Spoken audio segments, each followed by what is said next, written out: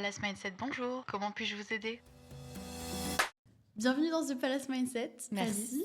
Je suis super contente de t'avoir avec moi aujourd'hui. Merci, je suis trop contente d'être là aussi. Je suis un peu une fan de ton travail. Je t'ai d'abord découvert sur les réseaux sociaux. Et puis, j'ai vite compris que tu étais une référence dans le milieu. J'ai l'impression que tu fais 1000 choses à la fois. Oui, c'est vrai. Ça se voit, en tout cas, dans tes communications. Plein de marques, on va en parler. Et des belles maisons en plus. Tu es chef avant tout, donc tu fais des créations culinaires absolument uniques, exceptionnelles. Je mettrai des petits inserts pour que les gens aient vraiment conscience de la beauté de tes créations. Comment toi, est-ce que tu te décris, quel intitulé t'aimes mettre un peu sur ton activité aujourd'hui, si tu veux mettre une étiquette dessus? Voilà, qui est Alice Malaret? Moi, j'aime bien dire food designer ou styliste culinaire, plus que chef. Parce que certes, tu as le savoir-faire culinaire, technique, etc. Mais il y a aussi toute une partie créative axée sur l'esthétique qui rentre en jeu. Au final, évidemment, le goût est extrêmement important, surtout quand on cuisine, quand on fait de la production culinaire. Mais c'est vrai qu'il y a une réflexion globale et une vision globale portée sur l'esthétique. Donc voilà, moi, je préfère dire designer culinaire plutôt que chef. Ok. Et puis c'est vrai que chef, ça a parfois des sous-entendus un peu historiques, traditionnels, qui te correspondent pas toujours, puisque toi, tu es vraiment porté vers l'avenir. Tes créations, elles sont parfois même un peu rétro-futuristes, si je peux le dire comme ça. Ça fait du bien. J'en profite pour te le dire. Franchement, ça fait du bien d'avoir une bouffée d'air fraîche, que ce soit dans la food ou dans d'autres secteurs, voilà, que ce soit visuellement, mais aussi dans les goûts. Donc, merci de secouer un peu cette industrie. Et comment t'es tombée dedans, justement? Comment t'as découvert la cuisine? Comment t'as découvert que t'aimais ça? Qu'est-ce qui t'a déclenché cette envie de te lancer aussi dans ta propre activité? Moi, à la base, j'aimais beaucoup faire des gâteaux. Donc, à la base, tu vois, la pâtisserie, un savoir-faire technique aussi, tu vois, avec par exemple les techniques de pochage, les techniques de fonçage. Enfin, je trouve que le travail de la pâtisserie est encore plus porté sur l'esthétique que le travail culinaire, de manière générale. J'avais ce goût-là parce que j'aimais bien la dimension esthétique de manière plus générale, les arts, voilà. Mais oui, en vrai, ce que tu fais, c'est de l'art. Hein. Tu es une artiste. Hein. Moi, je te considère en tant que telle, en tout cas. Et d'ailleurs, on dit souvent que les cuisiniers qui ont une formation en pâtisserie sont encore de meilleurs cuisiniers parce qu'ils sont beaucoup plus attentifs aux détails, en fait. Et c'est vrai que pour réaliser des choses aussi précises que ce que tu fais, il y a besoin quand même d'un certain contrôle, d'une technique précise. Et donc ça, tu l'as appris comment? Je pense que vraiment, c'est juste l'amour de ce que je fais. Et aussi, tu vois, la volonté, je pense, de se surpasser. Je trouve ça cool quand tu fais des choses techniques, de voir que plus tu fais, plus tu progresses dans ta technique et dans ton savoir-faire. Il y a tout ce côté de technicité que j'adore et qui, je trouve, permet de se challenger, projet après projet, d'imaginer des choses encore plus techniques, encore plus folles. Et puis de voir aussi quand ça marche, que c'est une grande satisfaction. Clairement. Ça te donne aussi, je pense, les moyens de réaliser ce que tu imagines. Comment ça se passe, en fait, le process créatif quand tu travailles avec une marque ou quand toi, tu veux créer juste... par exemple, on en parlera, mais pour Douceur Capitale, ce que tu faisais avant, comment tu passes donc d'une idée à quelque chose de tangible, de réel Moi, j'aime bien le travail avec les marques parce que y a des codes que je repère très rapidement, que ce soit dans l'identité de marque, soit dans la collection, si on parle de prêt-à-porter ou de vêtements que la marque souhaite mettre en avant. Il va y avoir des choses dont je vais pouvoir m'inspirer et que je vais pouvoir reprendre, tu vois. Évidemment, les couleurs, mais aussi les textures, les motifs. Tu vois, si par exemple, il y a du plissé, s'il y a du froissé, s'il y a des choses mates, s'il y a des choses brillantes. Et en fait, tout ça, c'est des codes que tu peux appliquer à des éléments comestibles. Je trouve ça génial. C'est vraiment ça. Moi, c'est de là que je pars pour pouvoir justement créer les expériences culinaires. Oui. Parce que du coup, je suis une personne visuelle. Et c'est des codes qui sont avant tout visuels quand je travaille avec une marque. Donc déjà, il y a une phase d'observation, en fait. Oui, complètement. Et de recherche même. Surtout d'observation. Recherche, oui, mais vraiment observation. qu'est-ce qui va me marquer quand je vais voir une collection ou quand je vais me plonger dans l'univers d'une marque. Qu'est-ce qui va ressortir. Et comment vraiment tu procèdes? Est-ce que tu fais des croquis? Est-ce que tu passes tout de suite à la réalisation sans trop tergiverser? Comment tu t'organises? Il y C'est quoi a un peu les vraiment secrets? cette phase, la première phase de je regarde, donc comme on disait, soit la collection, soit les codes de marque. Je vais sur le site, je vais sur l'Insta, je regarde ce que j'ai en fait à ma dispo pour pouvoir m'inspirer. Et je vais un peu laisser mon esprit vagabonder. Et, enfin, en fait, ça va me venir, quoi. J'ai des images qui me viennent. Donc, soit de boucher, soit de setup. En fait, voilà, je vais imaginer, ça me vient tout un monde comestible autour de la marque et autour de ce que je vois. Oui, effectivement, je vais aussi penser au côté réalisable. Est-ce que, ok, c'est super d'imaginer ça, ça a l'air fou, mais est-ce que c'est réalisable en cuisine? Est-ce que c'est quelque chose qu'on peut proposer? Cette texture-là que j'imagine sur le dessus de la pièce, comment est-ce que je vais pouvoir le traduire, cette brillance ou ce côté mat ou cette couleur?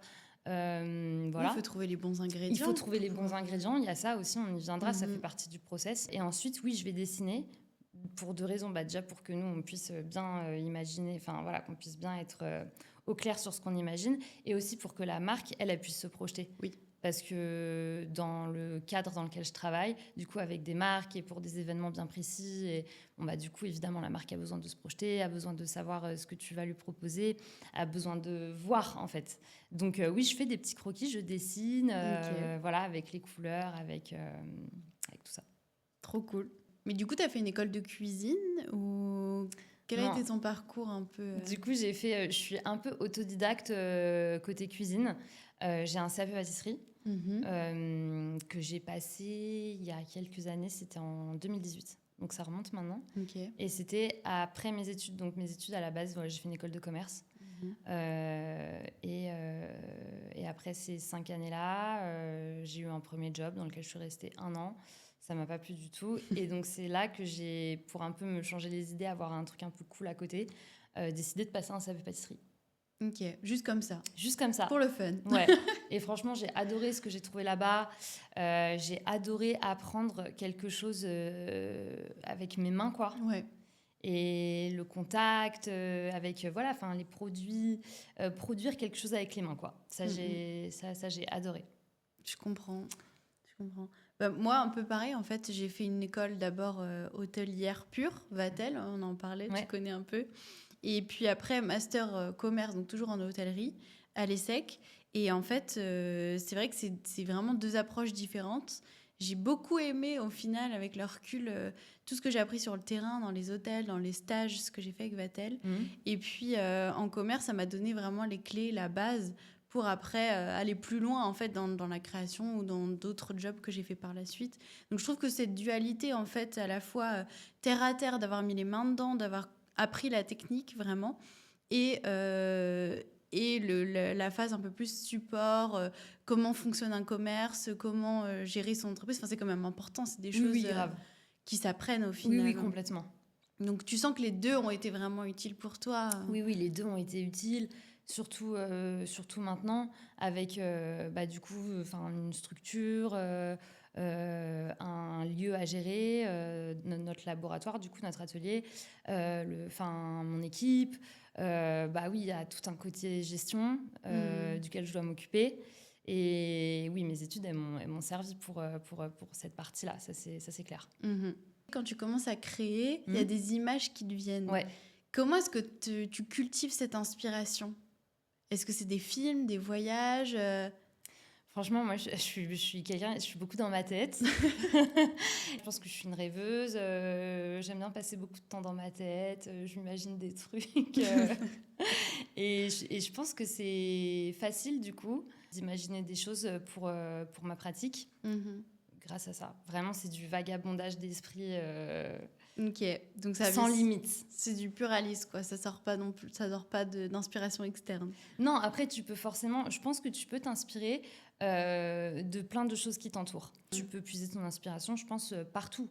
Tu vas être inspiré effectivement si tu fais un voyage quelque part et que donc du coup tu as nourri tes yeux d'une esthétique particulière ou d'une ville particulière. Par exemple, tu vois, je pense à l'Inde où il y a beaucoup de couleurs, où c'est très chargé, où tu vois plein de choses comme ça, où tu en prends plein les yeux. Je pense qu'après, ton travail, oui, forcément, il est influencé par ce que tu as vu. T'étais déjà comme ça quand t'étais enfant? Oui, franchement, je pense. Je pense que c'est quelque chose d'inné. J'ai toujours beaucoup rêvé, imaginé des trucs. Donc je pense que c'est quelque chose... je vois juste une personnalité créative, quoi. Justement, de cette enfance, est-ce que tu as des madeleines de Proust qui reviennent parfois dans ton travail? Est-ce qu'il y a des ingrédients en particulier que tu aimes bien travailler? De mon enfance, en food, pas vraiment. Ah ouais? Ouais. Les ingrédients de l'enfance et le passé. et du coup, c'est vrai que mon travail, il est très tourné vers le futur. Oui, c'est vrai. Ok, parce que tu disais que tu avais toujours aimé faire des gâteaux aussi, ouais. que ça te venait un peu de là. Ouais.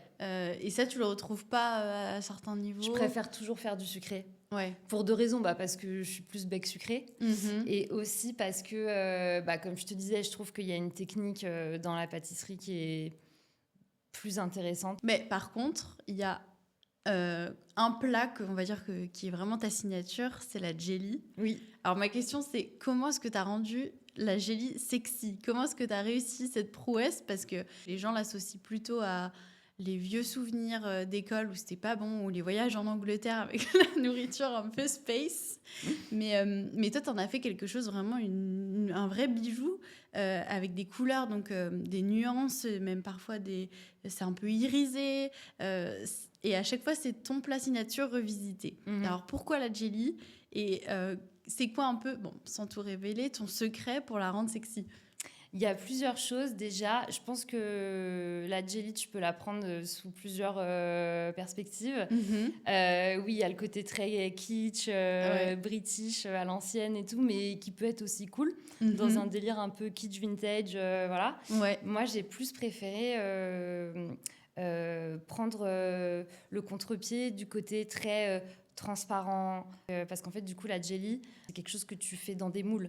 Oui. Donc du coup, tout de suite, tu vas avoir des contours qui sont hyper nets. Ça se tient, oui. Oui, ça se tient très bien. Les contours sont hyper nets, c'est très lisse et brillant. Ça attrape la lumière, c'est transparent. Et surtout, tu peux vraiment créer à l'infini, vu que c'est des préparations à la base liquide que tu mets dans des moules. Et donc, du coup, tu peux donner vraiment les formes que tu veux, les couleurs que tu veux. En fonction du liquide que tu utilises, tu peux avoir un rendu transparent ou un rendu opaque. Comme je fais là, les petites jelly marbrées, plus panna cotta avec les couleurs, les blanches, etc. Et donc, tu peux vraiment créer beaucoup de choses. Et c'est ça que j'aime bien. Tu t'éclates. En fait, c'est un ingrédient qui te permet vraiment de... Complètement. Et il y a cette recherche, et je pense qu'il y a ce côté satisfaisant qui touche les gens, un peu au même titre que l'ASMR. Oui, ok. Tu vois, c'est c'est tout lisse, c'est bien parfait. Il y a un côté hyper satisfaisant et aussi hyper visuel. Oui. Dans un monde où, on le sait, l'image et le visuel sont hyper importants. Avec Insta, avec le contenu vidéo, la photo. Voilà, on est dans un monde aujourd'hui qui est très porté sur l'image, quoi. Et donc, pour toi, le beau compte autant que le goût? Franchement, ouais. Et tu préférais du coup un plat plus fade mais vraiment magnifique, ou un plat excellent mais qui paye pas de mine comme ça? Non, on préfère quand même un plat excellent mais qui paye pas de Ah. mine. parce que je pense que quand tu as quelque chose de magnifique qui arrive mais que c'est fade, t'es déçu. On veut surtout pas être déçu, on préfère être surpris. C'est vrai. Donc du coup, c'est vrai que moi, dans mes créations, j'aime bien, je te disais tout à l'heure, créer l'effet de surprise et d'émerveillement, tu vois, et les curiosités. Je le vois quand les gens découvrent un petit peu mon travail. Il y a ce truc qui se passe chez eux de ça suscite la curiosité. Ouais, exactement. Il se passe quelque chose. Moi, c'est ça que j'adore. Mais le goût, quand tu fais à manger, je pense que ça reste numéro 1. C'est important que ce soit beau, mais il faut que le goût soit là. C'est hyper important. Il y a des marques où tu as fait des créations beaucoup plus coquettes, comme avec Miu Miu ou Cacharel, ou alors totalement à l'inverse, en contre-pied, très rétro-futuriste, comme on l'a dit avant, avec la Samaritaine notamment. Et comment se passe l'échange avec les marques? Comment est-ce que vous tombez d'accord sur quelque chose qui leur correspond? Et en même temps, est-ce que tu trouves ton compte dans ta création, en fait? Oui, maintenant que j'ai la chance d'avoir fait pas mal de projets, j'ai un portfolio qui est assez complet et en plus, tu vois, qui va visiter plusieurs identités, comme tu disais, donc des choses un peu coquettes avec Mimio et Cacharel, d'autres projets un petit peu plus futuristes. Donc voilà, les marques sont rassurées, je pense, parce qu'elles voient que je peux m'adapter à différents univers et à Oui. différents codes. Et donc, elles se sentent en confiance. Donc le mieux, c'est quand même disent que vraiment, elles me font confiance sur la créa. Ça, c'est vraiment génial. Ouais, bah, forcément, Voilà. pour une artiste. Mais après, c'est vrai que s'il y a des contraintes et qu'il y a des marques qui sont un petit peu plus, bon, voilà, qui ont un peu peur, qui sont un petit peu plus frileuses et tout, évidemment, on fait en sorte de s'adapter. C'est une discussion, en fait. C'est une discussion et ça m'est arrivé qu'il y ait des marques qui soient vraiment frileuses et qui veulent, et en fait, qui avaient déjà leur truc en tête et qui te le disent à la fin quand tu as déjà tout produit, tout fait, et te disent non, mais en fait, nous, on avait pensé à ça, donc on va plutôt faire ça. Ouais. Si vous pouvez reproduire ça. Bon, là, c'est hyper frustrant. Oui. Dans la mesure du possible, moi, je leur dis, faites-nous confiance. Enfin, on va faire un truc bien, vraiment. Bon, et puis après, évidemment, hein, si tu sens qu'en face, ton interlocuteur est juste, enfin, voilà, a peur. Les enjeux sont importants, en vrai, pour les marques dans les événements, les campagnes et tout. Donc, ça, je peux aussi comprendre. Et bon, bah, dans ces cas-là... on reproduit, mais c'est vrai que c'est moins fun. Je comprends.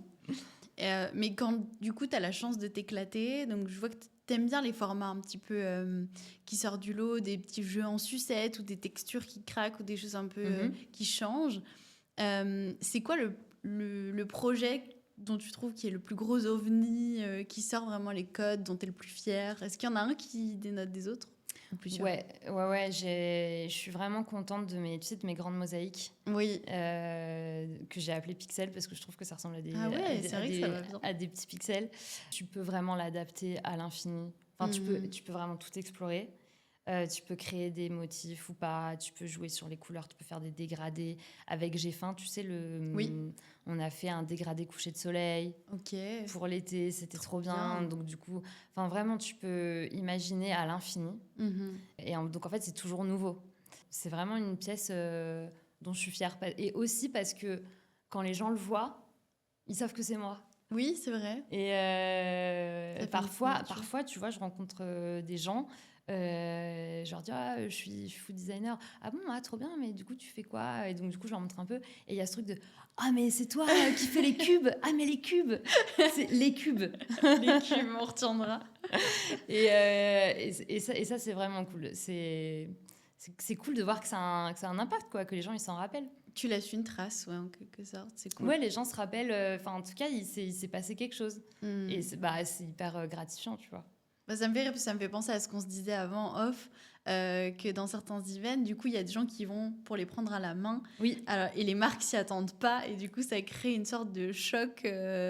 Parce que souvent, les événements sont organisés pour des grands clients assez prestigieux, etc. Oui. Et donc, du coup, c'est bien. Tu casses un peu ce quatrième mur entre le buffet et les gens qui sont invités. Oui, complètement. Et je pense que les gens s'en rappellent aussi parce que justement, c'est sensoriel et que tu as envie de toucher et que c'est lumineux, que ça bouge, qu'il y en a plein et ça appelle en fait au sens, quoi. Et donc, du coup, au toucher aussi. Et je trouve ça cool que ce soit quelque chose qui ramène au sens.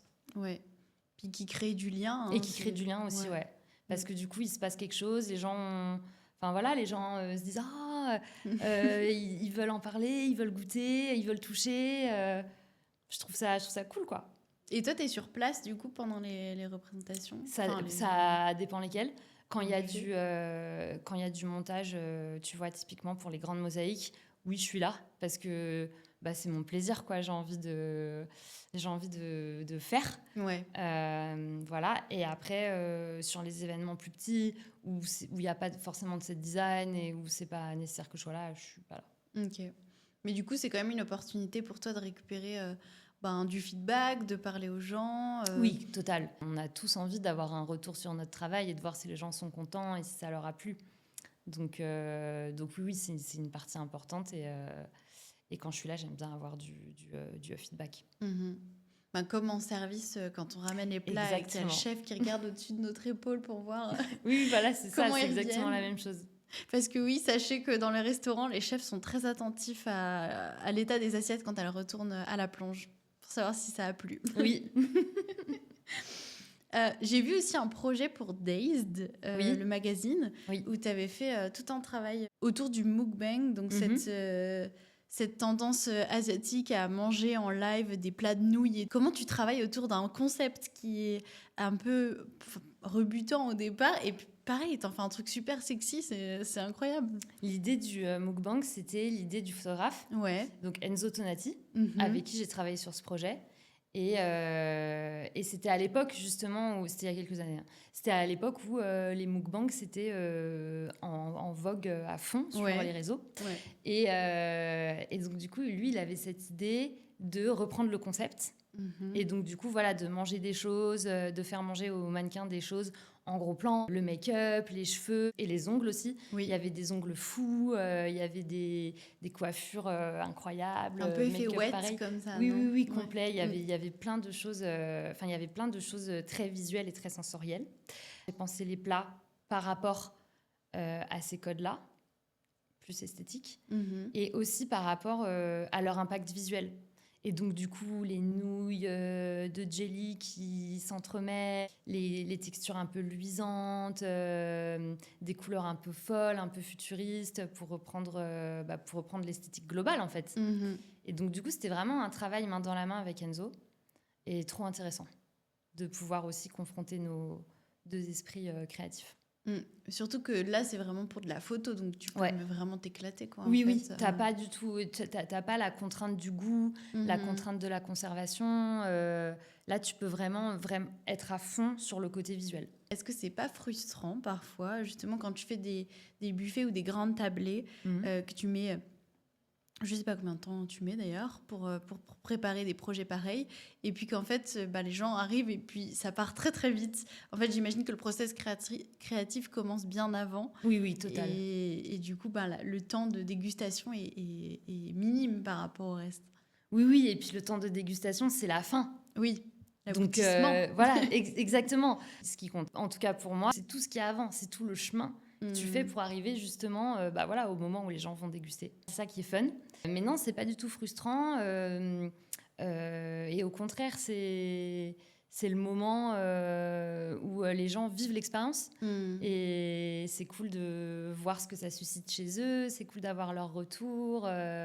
C'est un moment qui est bien. Plus positif que négatif, en tout cas. Ok, je comprends. Ouais. Et ça te prend combien de temps, du coup, pour préparer Alors, ça va dépendre des projets. Des petits buffets, des choses qui vont être rapides.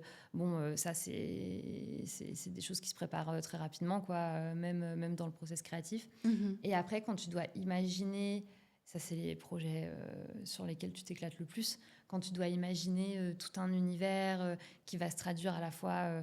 dans le buffet, donc du coup toute une scéno, et en même temps tu dois imaginer les pièces. Et alors moi ce que je préfère c'est les installations comestibles. Oui. C'est comment manger d'une autre façon. Est-ce que c'est comestible? Moi ce que je préfère c'est les gens qui savent pas si c'est comestible ou pas. Et ça c'est vraiment génial, tu vois. Et ils y vont à tâtons. Mais est-ce qu'on peut le manger? Oui, et c'est trop bien. Et tu vois, ça me fait penser, on a fait un projet pendant la dernière Fashion Week pour Murph. Et donc, ils sont pas français, je crois, ils sont espagnols. Et c'est une agence créative, ils ont sorti un bouquin, enfin bref, ils faisaient un petit événement autour de ça. Ils ont profité de la Fashion Week pour le faire. Et donc, j'avais imaginé tout un truc avec cette pile de chips de tapioca. Mais en fait, quand tu laisses les feuilles grandes, on dirait du polystyrène. Et donc, en fait, c'était tout empilé comme ça. Et puis, tu avais en trompe-l'œil, avec des plateaux de plexi, des houmous colorés. D'accord. Dans des assiettes, mais tu sais, à ras. Donc, en fait, tout était très flat et très coloré. Voilà. Et il y avait cette énorme pyramide au milieu. Et Et j'ai les filles de mon équipe qui m'ont dit mais Alice, il va falloir que tu leur expliques parce que les gens ils vont pas comprendre. Enfin, mais si les gens en fait ils comprennent. Ouais. Et direct, Ils osent. direct ils osent en fait. Et je sais pas, il y a un truc un peu instinctif. Et t'en as un qui va venir casser justement un bout. Il suffit de d'un, en cette- fait, qui Exactement, se lance, comme exactement. sur la piste de danse. Oui, et c'est trop bien. Et c'est trop bien de voir vivre après voilà, ton travail avec des gens qui juste sont là pour manger. Mais c'est une toute autre expérience qui s'offre à eux avec ce côté un peu bizarre, un peu expérientiel. Enfin, voilà. Ok. Et tu travailles en équipe pour réaliser ces projets? Je travaille avec une personne qui est en école de design, donc qui n'a rien à voir avec la food, pour justement pouvoir avoir un échange créatif sur les pièces qu'on va créer ou sur les expériences culinaires qu'on va créer. Et pour un petit peu, moi aussi, tu vois, confronter mon esprit à un autre esprit créatif pour pouvoir avoir un dialogue. Sinon, je trouve que sinon tu C'est perds super bien que tu fasses ça en vrai. Ah Je bah pense oui. que tout le monde n'a pas le recul de... Enfin... Parce que sinon, tu sais, tu restes tout seul dans ton truc et c'est pas très... Bah oui, mais je pense qu'il n'y a pas beaucoup de gens qui auraient le recul de prendre quelqu'un pour confronter leurs idées. Je trouve ça bien, en vrai. Bah cool. Non, mais c'est vrai. Mais oui, moi je pense, en vrai, je pense que c'est nécessaire parce que sinon, c'est plus un dialogue. C'est toi tout seul dans tes idées, puis le temps il passe, et puis en fait, toi tu restes dans ton truc et en fait, t'évolues pas. Je pense que c'est important de s'enrichir d'autres visions et ouais, de confronter tes idées à des gens aussi plus jeunes. Oui. Parce que du coup, Inès, qui travaille avec moi actuellement, elle est plus jeune que moi, quoi. Et ouais, je trouve ça cool, moi, de pouvoir avoir d'autres visions. Après, j'ai une autre personne de mon équipe, Alice, qui s'occupe de toute la partie plus production événementielle et logistique, parce qu'au final, on fait avant tout de l'événementiel. En tout cas, dans mon activité, 90% c'est de l'événementiel. Du coup, j'ai une personne qui s'occupe vraiment de toute cette partie-là, auquel on ne pense pas vraiment. En fait, on a besoin de commander des choses, de faire des livraisons. C'est important. Hein. Voilà, de gérer une timeline, un planning de production aussi, en cuisine. Donc voilà, Alice, elle s'occupe de toute cette partie-là. Et après, pour les événements, on a toute une équipe... service, staff, qui gère sur place. C'est mieux quand on contrôle donc l'entièreté de l'expérience, que ce soit le set design, que ce soit la façon dont les choses sont servies, etc. Oui. Et puis on a besoin d'aide aussi pour mettre tout ça en place. Donc quel terrain d'expression t'es la meilleure? Est-ce que donc tu parlais d'avant de ton laboratoire, c'est comme ça que tu l'appelles, c'est beau, je trouve déjà comme terme. À Paris du coup t'es basée, c'est ça? Et donc, tu t'enfermes, tu sors, comment ça se passe? Dans la partie créative, franchement, moi, la partie créative, j'ai besoin d'être tranquille chez moi.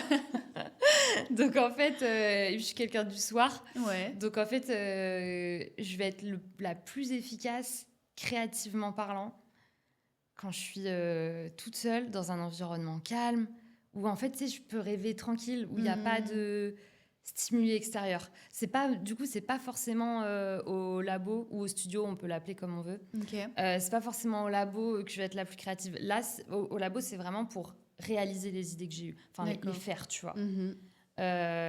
Toute la partie créa, imaginer et tout, c'est quand je suis tranquille, toute seule, et qu'il n'y a pas de stimuli externe.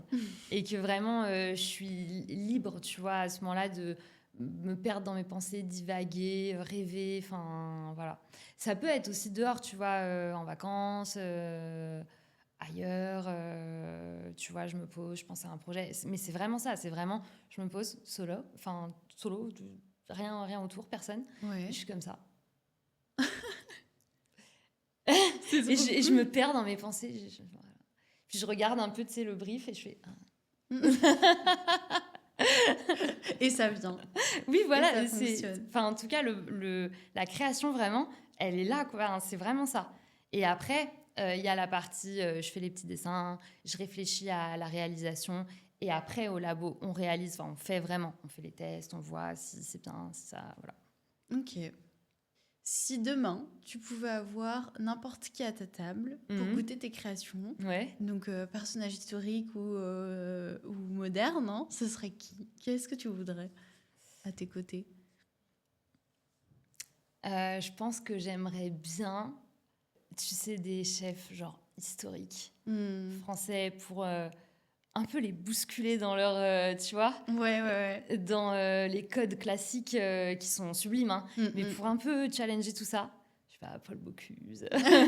On pense à des personnalités folles. Hein. Ouais, bien sûr. Et tu vois, en contraste, une personnalité qui soit pas du tout dans la cuisine, mais plus dans l'esthétique. Alors, je sais pas, des gens de la mode qui ont une esthétique de fou. Là, je pense à, je sais pas, à Rick Owens Ok, ouais. et Michel Lamy. Rick Owens, ouais, je le vois bien qui fait tes créations un peu plus futuristes. Oui, Ouais. surtout qu'en plus, ça contraste un peu avec leur univers qui est très dark, très sombre. Moi, j'ai un univers qui est hyper coloré, Oui. très... Donc voilà, pourquoi pas Paul Bocuse et Rick Owens. Ça fait un beau duo. Un duo vraiment inattendu. On va passer au jeu sur cette note un peu plus crazy. Ce que je te propose, c'est que je te fais des petites questions. Comme ça, on va vraiment cerner qui est Alice. Quel est ton portrait chinois? Donc, je vais te poser des petites questions simples. Il n'y a pas de mauvaise réponse. Voilà. Il faut répondre spontanément. Quel est le son que tu préfères en cuisine? Moi, j'aime bien quand c'est calme. Hein.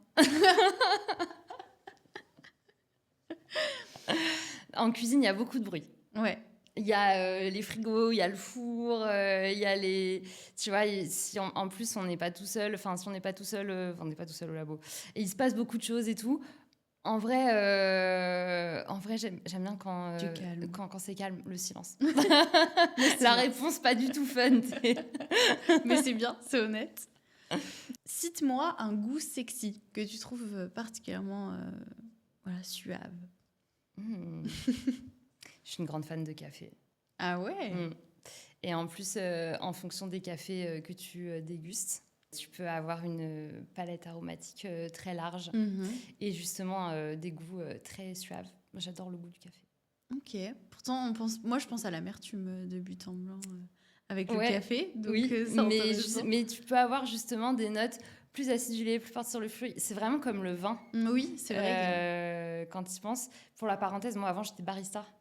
Donc, en fait, j'ai étudié le café, toute la palette chromatique du café. Et c'est vrai qu'en fait, quand tu connais, tu peux repérer des saveurs dans le café qui sont assez chaudes, assez torréfiées. Et même, tu sais, parfois portées sur les fruits. Enfin, voilà. Donc, grande fan de café. Mais c'est vrai qu'on n'en a pas parlé, mais au départ, Douceur Capitale, c'était un café. Petit coffee shop, ouais, il y a 6 ans. J'étais chez Anne Couvreur pendant genre 3-4 mois. Et après, je me suis dit, en fait, je veux monter mon truc. En fait, je veux ouvrir un coffee shop avec des gâteaux. Et ça, c'était la genèse de tous les projets qui ont suivi. Et c'est là que tout a commencé. Et vraiment, j'ai ouvert ce petit coffee dans le 11e à l'époque. C'était un tout petit local, ça faisait 18 mètres carrés. Mais c'était mon projet, tu vois, c'était mon premier projet à moi, quoi. Et franchement, j'y ai mis tout mon cœur. Et c'est comme ça que je me suis lancée dans l'aventure. Trop bien. On reprend le jeu. L'odeur qui t'apaise. Le café le matin. Tout ce qui va être torréfié. T'as combien de café aujourd'hui? T'en bois combien par jour? J'en suis à 12. Non, tout ce qui va être, tu vois, torréfié. Typiquement, on a fait des noisettes torréfiées en cuisine là, il n'y a pas longtemps. Quand tu ouvres le four, il y a cette odeur hyper chaude de torréfaction qui t'enveloppe. Là, en plus, on est un peu en hiver. Donc, du coup, ça réchauffe l'âme et tout. Ça fait trop du bien. C'est vrai que c'est très réconfortant. Oui, c'est hyper réconfortant. Tout ce qui est torréfié un peu. Qu'est-ce que tu manges quand personne ne te regarde? Ah, ça, j'ai la réponse. Des carrés de pain de mie Harris. Des carrés de pain de mie Harris? Le pain de mie blanc, là. Ah ouais? Ah, je suis fan. Mais genre sans rien? Non, si, avec des tartines, quoi. Ok. J'aime trop ce pain de mie, là, carré, qui est pas très... ça a pas bonne presse, quoi. Oui. Mais moi, j'adore. Cru? Ouais, cru. Pas toasté. toasté, pas toasté, toutes les options sont OK. Je m'attendais pas du tout à cette réponse. Oui, ça fait un peu sandwich japonais. Il y en a qui sont hyper épais. Mais Bah oui, alors là, ça c'est le haut de gamme. oui. Non, là, on est dans un truc bas de gamme. Ok. Mais c'est bien aussi, des fois. Un plat impossible à oublier que tu as dégusté dans ta vie. Le premier truc qui me vient, c'était il y a longtemps. Cédric Grolet n'était pas encore connu. Il avait fait une pâtisserie à la tomate, trompe-l'œil tomate. D'accord. J'ai jamais oublié. La tomate, on oublie que c'est un fruit, mais c'est avant tout un fruit. Et donc, du coup, on peut en faire des gâteaux. Je pense qu'aujourd'hui, peut-être qu'on en fait plus, mais c'est pas assez répandu pour qu'on en voit, tu vois. J'ai jamais vu, moi, Voilà. personnellement. Pâtisserie à la tomate, Cédric Grolet, c'était trop bon. Ok. Ouais, mais Et c'était il y a longtemps, il n'était pas connu. il le fait plus, tu penses? Je sais pas, mais je pense pas parce qu'il n'y a pas la tomate dans sa série des trompe-l'œil, dans sa pâtisserie. Ça me fait pas tilter non plus. Bah, Donc, c'était vraiment trop bon. Je trouve que utiliser la tomate dans les gâteaux, on le fait pas assez alors que c'est un fruit et que c'est vraiment trop trop bon quoi. Et j'ai jamais oublié ce dessert, c'était vraiment vraiment excellent. Ok. Mais c'est très aqueux, donc comment tu le travailles en fait? Il avait fait une mousse. Tu sais, tu peux extraire l'eau de tomate comme une essence. C'est très fort en goût de tomate, mais c'est de l'eau, quoi. Enfin, c'est translucide. Oui, toi, t'aimes bien quand t'as des jeux en plus de lumière Oui, et de c'est ça. transparence. Et c'est hyper intéressant à travailler. Et je pense qu'il y avait un insert de tomates avec des bouts de tomates un peu confits, mais dans le sucre, tu vois. Et puis, il y avait cette mousse hyper aromatique à la tomate aussi, qui, je pense, avait été faite peut-être avec voilà, une eau de tomate, une essence de tomate. Et j'ai trouvé que c'était trop bien pensé, hyper innovant au final, et hyper original. Et vraiment, ça m'a marqué. C'était un dessert excellent. Ok. Trop bon. Ben, si je trouve, j'irai goûter parce que là, tu m'as Ouais, c'était vraiment tu top. m'as mis l'eau à la bouche. Si ton univers n'avait qu'une couleur. Bleu. Bleu. Ouais. Mais le quel bleu? Parce qu'il y a beaucoup de nuances de bleu. quand Ouais, même. oui, c'est vrai. J'aime bien le bleu, tu sais, transparent, un peu profond, là. J'ai envie de dire, alors la couleur du bleu, l'infusion de fleurs de pois papillon. Très niche là. C'est très très niche, mais en fait je l'utilise beaucoup dans les jellies justement, parce que c'est un colorant naturel mais qui est hyper fort. D'accord. Et c'est une fleur qui est bleue et en fait tu peux en faire des thés. Ok. Et c'est des infusions, ça a un goût très subtil, pas forcément très floral, ça a vraiment un goût un peu vanillé, enfin chaud, subtil.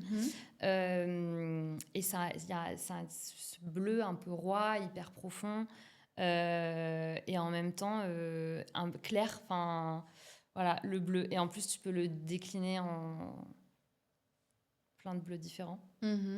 Et c'est la couleur de l'apaisement. Oui, c'est vrai. Et c'est avant tout, je pense, ce que je cherche dans ma pratique. Tu sais, on disait, j'aime bien quand c'est satisfaisant, que c'est bien enfin, voilà, que c'est bien parfait, que les contours ils sont nets et tout. Et là, tu te sens apaisé. Bah, du coup, le bleu, ça fait complètement écho à ça. Ok, ouais, je vois. Voilà. Bon choix. Le dessert que tu aurais aimé créer. Le dessert que j'aurais aimé créer, je pense que on peut encore créer plein de desserts. Mais dans les desserts qui existent, Ouais.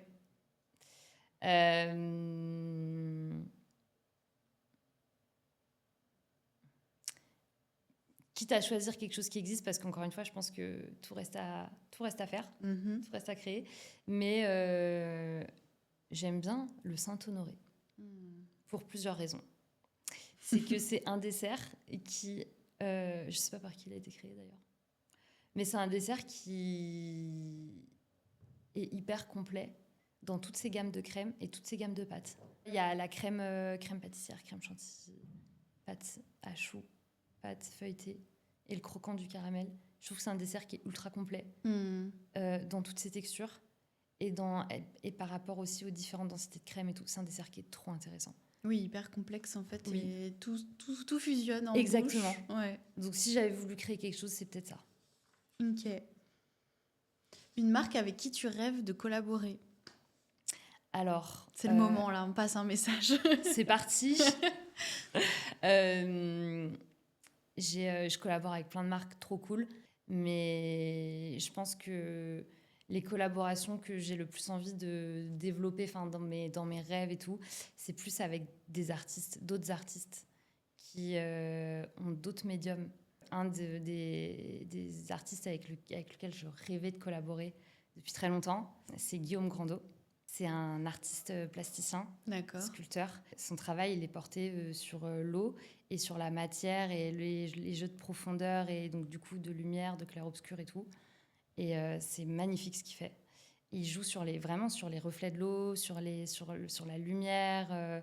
Et du coup, on va peut-être faire une collaboration ensemble. Ah, trop bien. Oui, et peut-être, c'est pas du tout...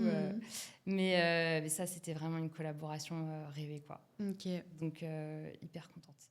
trop bien. Bah, je te le souhaite, alors j'espère que ça va se faire. Oui. Mais d'ailleurs, est-ce que tu as d'autres projets à venir? Qu'est-ce que tu vas faire demain, vu que tu as toujours besoin de nouveautés? J'aimerais bien explorer un petit peu ce qui se fait ailleurs qu'à Paris, à l'international. Pourquoi pas à New York ou aux États-Unis, en tout cas.